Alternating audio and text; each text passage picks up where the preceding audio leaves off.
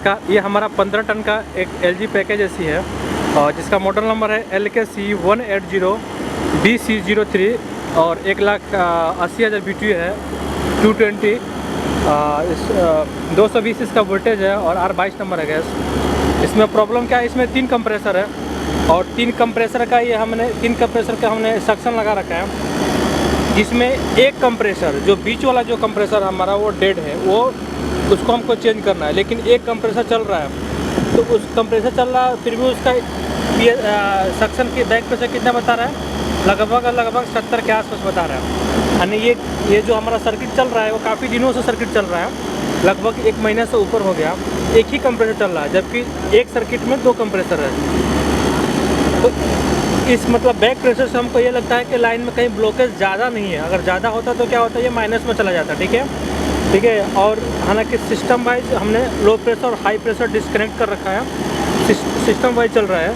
तो अगर high pressure में भी जाता तब भी हमको एरर शो करता, अगर लो प्रेशर में जाता तब भी हमारा एरर शो करता, लेकिन हमारा ये 70 है। तो इसमें हम करेंगे क्या, आप इधर से देख सकते हैं, यहाँ से 3 कंप्रेसर लगा हुआ है, ठीक है। और 3 कंप्रेसर में बीच वाला कंप्रेसर जो हमारा डेड है, बीच वाला कंप्रेसर को हमको निकाल के लगाना है। और इसमें हम कौन सा कंप्रेसर लगा रहे हैं, हालांकि इसमें फ्लश नहीं करना पड़ेगा हमको, क्योंकि एक जो कंप्रेसर चल रहा है ना, उसका बैक प्रेशर ठीक है, कोई ज़्यादा ऊपर नीचे नहीं है, तो इसलिए हम इसको फ्लश नहीं करेंगे। और हम इसमें कंप्रेसर कौन सा लगा रहे हैं वो देखिए, इसका ये हमारा कंप्रेसर है, जिसका मॉडल नंबर आप देख सकते हैं SR071RAD, 3 फेस है, 220 है, LRA इसका 120 है, ठीक है, और 60 हर्ट्ज है। तो इस स्क्रॉल कंप्रेसर को हम लगाने जा रहे हैं, ठीक है। हालांकि जिस सर्किट में हम लगा रहे हैं, इस सर्किट में 2 कंप्रेसर सीरीज में जुड़ा हुआ है, जिसका ऑयल वाला पॉइंट वहाँ से जुड़ा हुआ है। तो चलिए हम इसको लगाते हैं और इसको स्टेप बाय स्टेप देखते हैं कैसे लगाते हैं। अभी इसमें पहला स्टेप है, हमने साइड का ये कवर खोल दिया इलेक्ट्रिक पैनल वाला की तरफ का, और ये हमारा कंप्रेसर वाला साइड है, ठीक है। यहाँ पर 3 कंप्रेसर है, कंप्रेसर 1, कंप्रेसर 2 और ये हमारा कंप्रेसर 3 है, ठीक है। सेंटर वाला हमारा कंप्रेसर है वो डैमेज है, लेकिन ये कंप्रेसर हमारा उस कंप्रेसर से सीरीज़ में जुड़ा हुआ है, देख सकते हैं। यहाँ पे हमारा ये डिस्चार्ज भी जुड़ा हुआ है और सक्शन भी आके यहाँ पे हमारा एक्यूमुलेटर से जुड़ा हुआ है। तो इसको हम करेंगे क्या, पहले इस यूनिट में, हालांकि इस सर्किट में गैस है, तो हम गैस का क्या करेंगे, आप देख सकते हैं यहाँ प्रेशर है, तो यहाँ से हम तो खोल कर गैस निकाल देंगे। हमारा गैस निकलेगा, उसके बाद हम तब तक क्या करेंगे, इस कंप्रेसर को हमको लगाना है। तो जब तक पूरा गैस, हालांकि देख सकते हैं कंप्रेसर के अंदर ये पूरा झाग बना हुआ है, ठीक है, जिसके वजह से प्रेशर लगभग 70 शो कर रहा था, थोड़ा सा तेल चढ़ गया यूनिट में, ठीक है। लेकिन हम फिर भी इसको, हालांकि सक्शन में ही है, पूरा लाइन में नहीं चढ़ा हुआ, तो हम इसको नॉर्मली इसको धीरे धीरे निकाल देते हैं। ये हमारा कंप्रेसर निकालना है, इसके लिए हम क्या करेंगे, पहले चारों बेस खोल देंगे इसका, ये जो हमारा स्क्रू बेस है, ठीक है। बेस खोलने के बाद सक्शन से हम निकालेंगे, सक्शन से निकालने के बाद डिस्चार्ज निकालेंगे, सेम प्रोसेस जिसमें जो अन्य कंप्रेसर में होता है। लेकिन इसमें और केयरफुली हमको क्या करना है, आप देख सकते हैं यहाँ पे तीसरा लाइन है हमारा, जो ऑयल लेवल का है, ठीक है, जो इस कंप्रेसर से जाता है उस कंप्रेसर में, ठीक है, दूसरा वाला कंप्रेसर में जा रहा है। तो इसको हम क्या करेंगे, इसको यहाँ पर लूज करेंगे, पूरा लूज कर देंगे, लेकिन इसको ऐसे दबा कर रखेंगे। जब ये पूरा लूज होकर बाहर निकल जाएगा, तो हल्का से इसको बाहर खींच के इसको थोड़ा सा ऊपर कर देंगे, ताकि तेल बाहर ना निकले। तो ये हमारा निकल गया, ये निकल गया, और इसको ऊपर करके हल्का से पाइप ऊपर कर देंगे, तो पूरा कंप्रेसर को हम बाहर निकाल देंगे, ठीक है। उसके बाद नया कंप्रेसर फिर ऐसे लगाएंगे। अभी ये जो कंप्रेसर है, इसमें डैमेज क्या है, इसका ये जो टर्मिनल है, टर्मिनल 1, 2, 3, ये इसका टर्मिनल पूरा डेड है, ठीक है। वो इसलिए कि हालांकि देखिए, मैंने इसको नॉर्मली कंट्यूटरी में चेक कर रहा हूँ तो ये बता रहा है, लेकिन आप जब इसको टर्मिनल को चेक करते हैं तो ये नहीं बताता है, ठीक है। और इसका ग्राउंडिंग भी नहीं है, लेकिन इसका टर्मिनल डेड है, यानी अंदर से जो इसका जो कनेक्शन है ना टर्मिनल के ब्लॉक के नीचे, वो टोटल वहाँ से डिस्कनेक्ट हो गया है, तीनों का तीनों, जिसकी वजह से हमारा कंप्रेसर चेंज करना पड़ रहा है, ठीक है। देखिए, हम कंप्रेसर का जो सक्शन डिस्चार्ज लाइन है उसको मैं निकाल रहा हूँ, और डिस्चार्ज के बाद मैं सक्शन निकालूंगा। सक्शन और डिस्चार्ज निकालने से पहले हमारा एक क्लियर होना चाहिए कि मशीन में गैस थोड़ा भी नहीं है, क्योंकि जब हम निकालते हैं तो बाद में वो आग लगने के भी चांस होते हैं और थोड़ा प्रेशर होने का चांस होता है, ठीक है। अभी मैं ऑयल वाला पॉइंट में खोल दे रहा हूँ, और आपको पता है ऑयल वाला पॉइंट जब खोले तो काफ़ी केयरफुली, जैसे हटाएंगे तो ये तेल गिरेगा इसमें, तो खोल के पूरा उसको लूज कर लें और दबा के रखें, तब आराम से निकालें उसको। अभी हमने suction line, discharge line, oil point को खोल के उसको सेव कर लिया। यहाँ पे कंप्रेसर को हम बाहर निकाल देंगे। कंप्रेसर को बाहर निकालने के बाद नया कंप्रेसर सेम कंडीशन में हम वहाँ पर प्लेस करेंगे, ठीक है। हालांकि कंप्रेसर का वजन ज़्यादा होता है और पीछे ऐसे जगह है कि कम से कम 15 फुट के आसपास डीप है, गहरा है, ठीक है। तो हल्का सा भी असावधानी खतरे से कम नहीं है। अभी नए कंप्रेसर का मैं रबर बेस लगा रहा हूँ, और नए कंप्रेसर का रबर बेस लगाने के बाद मैं कंप्रेसर को सेम जैसे पुराना निकाला वैसे वहाँ पे प्लेस करूँगा, ठीक है। हालांकि वज़न ज़्यादा है, मेरे ख्याल से 45 किलो 50 किलो के आसपास है, तो थोड़ा सा फिजिकली फिट रहना ज़रूरी है जब एयर कंडीशनर काम करते हैं। तो अभी हम कंप्रेसर को वहाँ पे सेम हालांकि सेम मॉडल का है, मॉडल थोड़ा डिफरेंट है, लेकिन सक्शन और डिस्चार्ज और ऑल पॉइंट सब सेम है। प्लेस करने के बाद मैंने सक्शन का रबर निकाला और उसके बाद डिस्चार्ज का। गलती से कभी भी ऑयल पॉइंट मत खोल दीजिए, रबर और सक्शन डिस्चार्ज का रबर निकालें, नहीं तो पूरा प्रेशर से तेल बाहर निकल जाएगा और फिर मशीन किसी काम पे नहीं रहेगा, अलग से तेल डालना पड़ेगा। अभी मैं ये ऑयल पॉइंट खोल दे रहा हूँ, खोल कर देखिए। हालांकि जैसे आप खोलते हैं तो थोड़ा सा तेल गिरता है, तो आप क्लियर रहिए कि जैसे खोलेंगे फटाक से हमको जो ऑयल वाला हमारा जो पाइपलाइन है उसको हम वहाँ पर लगा कर उसको अच्छे से टाइट करें, जैसे फ्लेयर नट टाइट करते हैं स्प्लिट एसी के अंदर। हालांकि ये साइज 3/8 का साइज है, ठीक है, ऑयल वाला साइज हमारा। अब उसको फुली टाइट करने के बाद जो हमारा कंप्रेसर का जो बेस होता है उसके जो 4 स्क्रू होता है उसके हमने नट वट सब लगा दिया। हालांकि नट को पहले भी लगा सकते हैं, पहले लगाने से फायदा है कि आप कुछ भी कंप्रेसर पर काम करते तो कंप्रेसर वाइब्रेशन या हिलता विलता नहीं है, ठीक है, तो आप पहले भी लगा सकते हैं। उसके बाद मैं सक्शन पाइपलाइन को सक्शन में और डिस्चार्ज पाइपलाइन को डिस्चार्ज लाइन में मैं लगा दूंगा। और ये श्योर रहिए कि पाइपलाइन जैसे अगर निकालते हैं तो नीचे ना भागे, इसलिए कि कंप्रेसर का जब पाइप हम हीट करते हैं ना तो पाइप नीचे लेके भागता है तो पाइप डैमेज कर देता है उसका। तो आप प्लीज श्योर हो जाइए कि कंप्रेसर का सक्शन और डिस्चार्ज लाइन बिल्कुल लेवल में है। अभी मैं सक्शन लाइन लगा के फिर डिस्चार्ज लाइन लगा। हालांकि मैंने ऑयल पॉइंट पहले कनेक्ट किया, क्यों? रबर निकालने के बाद पहला हमारा काम होता है ऑयल पॉइंट को कनेक्ट कर देना, ठीक है। तो ऑयल पॉइंट को कनेक्ट करके श्योर हो जाइए, उसके बाद सक्शन, उसके बाद डिस्चार्ज लगाइए।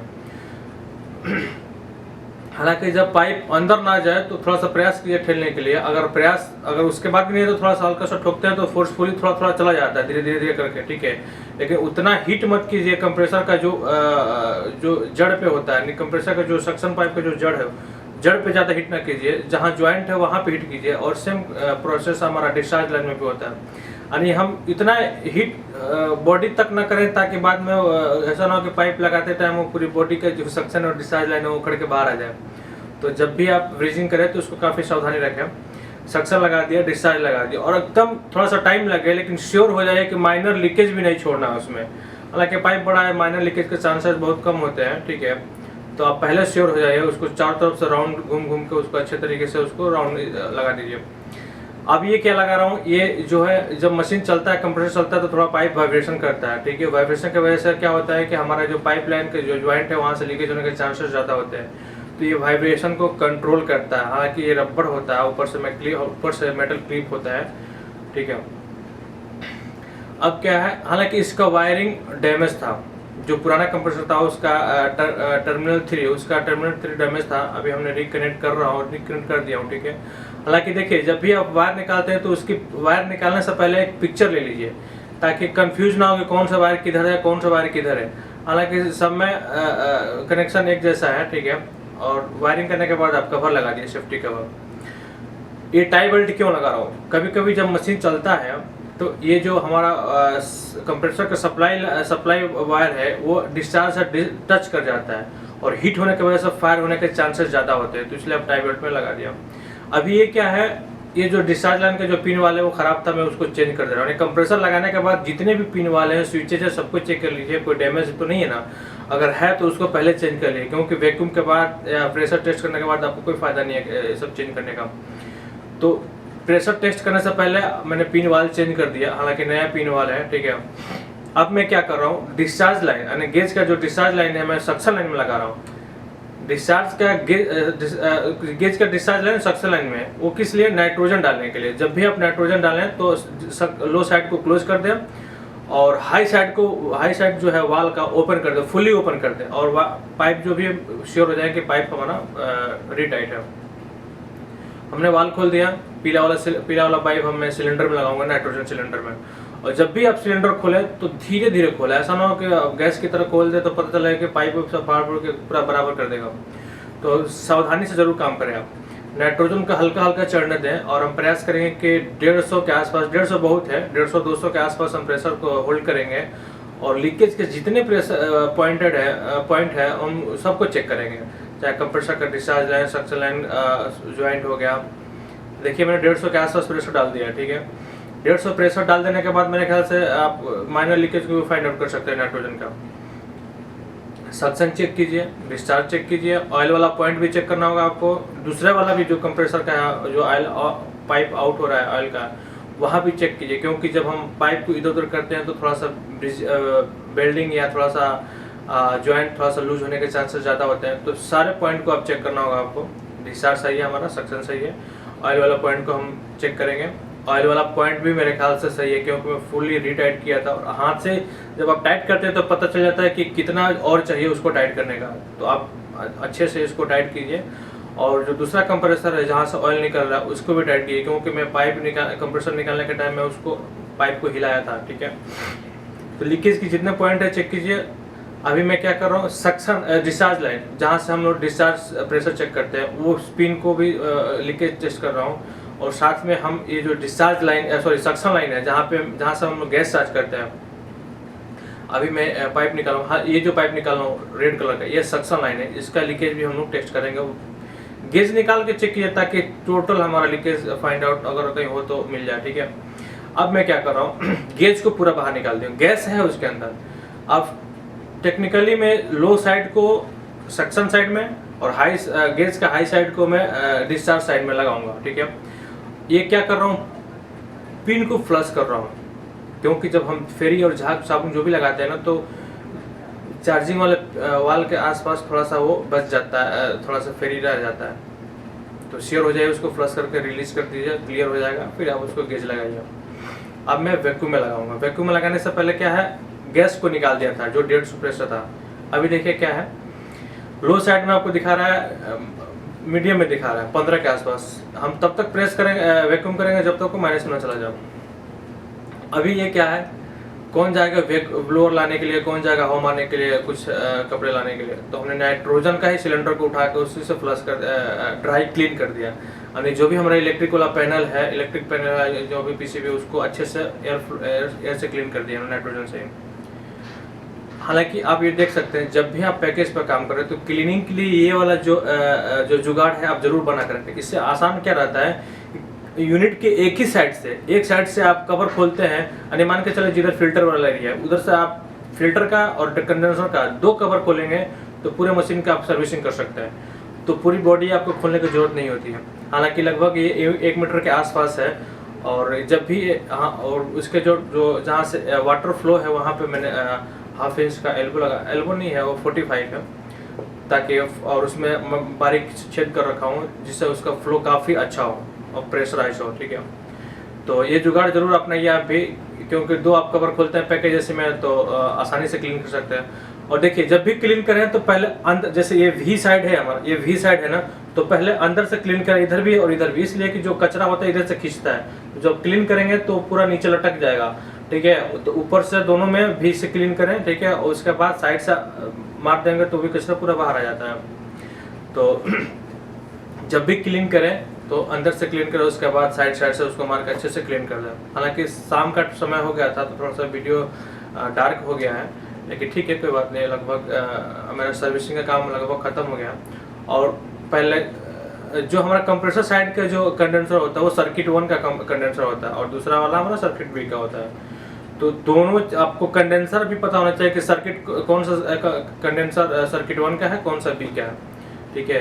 क्योंकि जब pressure low pressure high pressure जब शो करता है तो आपको इसे एक्सप्लेन करना होता है। अब मैं क्या कर रहा हूँ, वैक्यूम कर देने के बाद लो साइड हाई साइड को क्लोज कर दिया, फुली क्लोज कर दिया। वैक्यूम मशीन से हमने येलो पाइप निकाल दिया, ठीक है। अब मैं क्या करूँगा, येलो वाला साइड को मैं R22, इसमें 22 नंबर का गैस है तो मैं 22 नंबर के सिलेंडर में इसको टाइट करूँगा, ठीक है। और जब भी वैक्यूम हो जाए तो पाइप को फुली वाल को पूरा फुल टाइट कीजिए गैस का, नहीं तो हल्का सा माइनर लीकेज होगा तो कोई फ़ायदा नहीं है। अब मैं थोड़ा सा गैस रिलीज कर दिया, गैस डालने से पहले येलो लाइन से मैं रिलीज कर दिया ताकि हमारा पाइप लाइन पूरा गैस से भर जाए। अब मैं सक्शन साइड को खोल दिया, पूरा सक्शन साइड को खोल दिया और इसको मैं करीबन 160-70 के आसपास बंद पीरियड में चढ़ा दिया। अभी देखिए हमारा गैस ओके हो गया है, फाइनली पोजीशन में हमारा 50 पे 43 एम्पियर हमारा